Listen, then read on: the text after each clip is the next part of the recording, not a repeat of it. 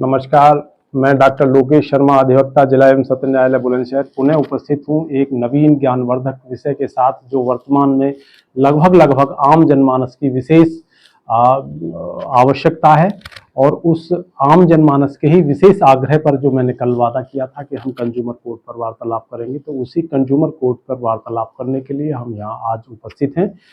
आज हम देखेंगे सबसे पहले कि कंज्यूमर कोर्ट फॉर्म जो है, जो उपभोक्ता फॉर्म कह देते हैं जिसे, तो ये उपभोक्ता फॉर्म ये एक्ट जो बना, अधिनियम जो इस समय आया उसमें संवैधानिक प्रक्रिया में कानून बनकर, तो ये कब आया? तो ये 24 दिसंबर 1984 को 24 दिसंबर 1986 को ये कानून बना, एक्ट बना।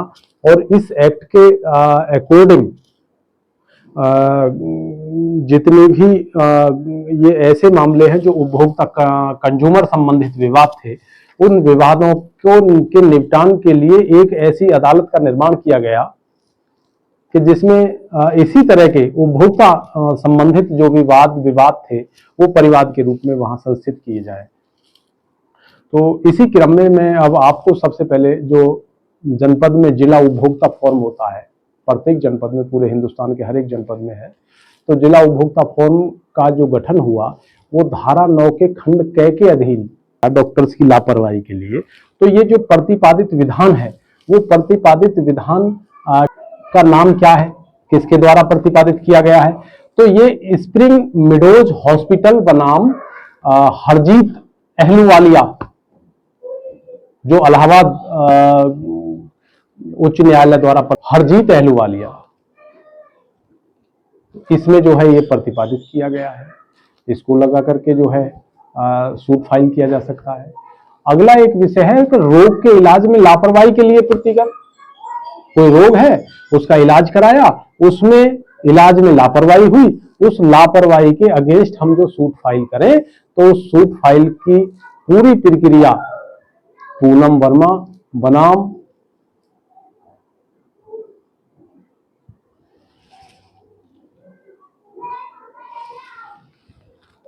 पूनम वर्मा बनाम अश्विनी पटेल, पूनम वर्मा बनाम अश्विनी पटेल, ये भी माननीय उच्च न्यायालय इलाहाबाद द्वारा प्रतिपादित है।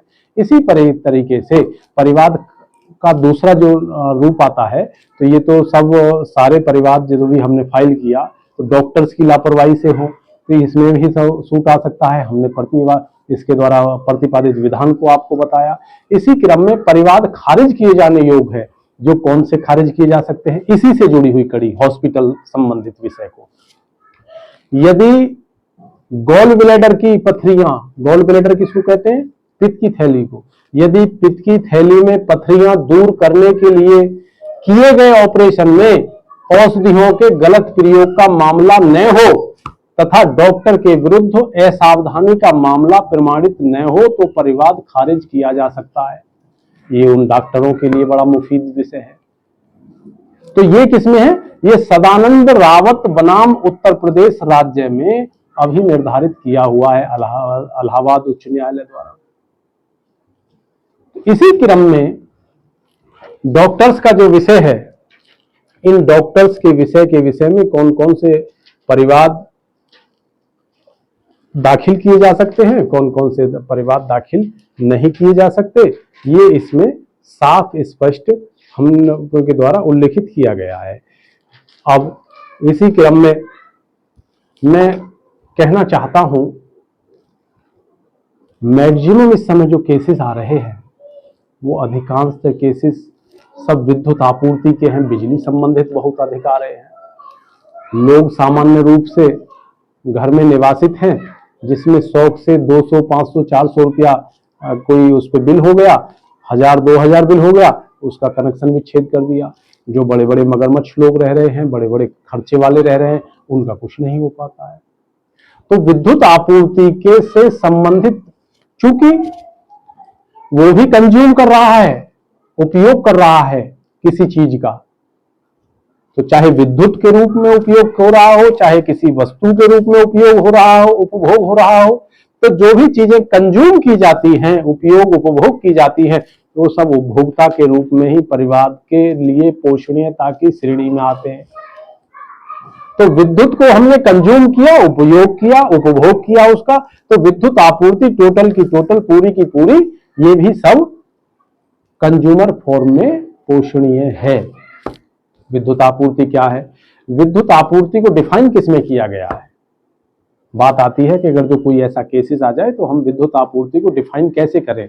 तो विद्युत आपूर्ति उपभोक्ता संरक्षण अधिनियम के अंतर्गत उल्लिखित सेवा की परिभाषा के अंतर्गत आती है। यह हरियाणा स्टेट इलेक्ट्रिसिटी बोर्ड बनाम मामचंद के में निर्धारित किया हुआ है।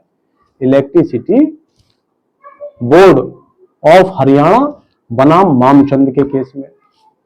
तो इस प्रकार बहुत सारे ऐसे मामले हैं कि जिनको उपभोक्ता फॉर्म में हम लोग लेके आ सकते हैं, उस पर हम वाद फाइल कर सकते हैं परिवाद के रूप में, और उन्हें प्रतिकर के लिए हम दावा फाइल कर सकते हैं।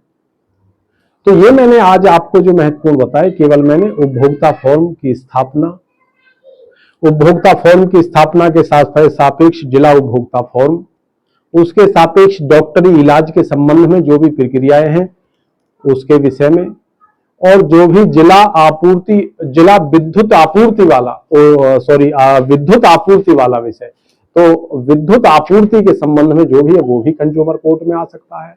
कोई अगर आप किसी से भी कोई वस्तु है, खाने की, पीने की, प्रयोग की, किसी की कोई कपड़ा है, वस्त्र है, इत्यादि है, दुनिया भर की बहुत सारे ऐसे वाद हैं जो हमें माननीय न्यायालय में ना जाकर के सीधे डिस्ट्रिक्ट कोर्ट में ना जाकर के सीधे माननीय उच्च न्यायालय इलाहाबाद में ना जाकर के सीधे माननीय सर्वोच्च न्यायालय में ना जाकर के सीधे हम कंज्यूमर कोर्ट में उपभोक्ता फॉर्म में जाकर के उपभोक्ता संरक्षण अधिनियम 1986 के तत्वाधान में, फांसी के अधीन में सीधा परिवाद के रूप में फाइल कर सकते हैं। तो ये आज प्रथम भाग में हमने ये आपको बताया।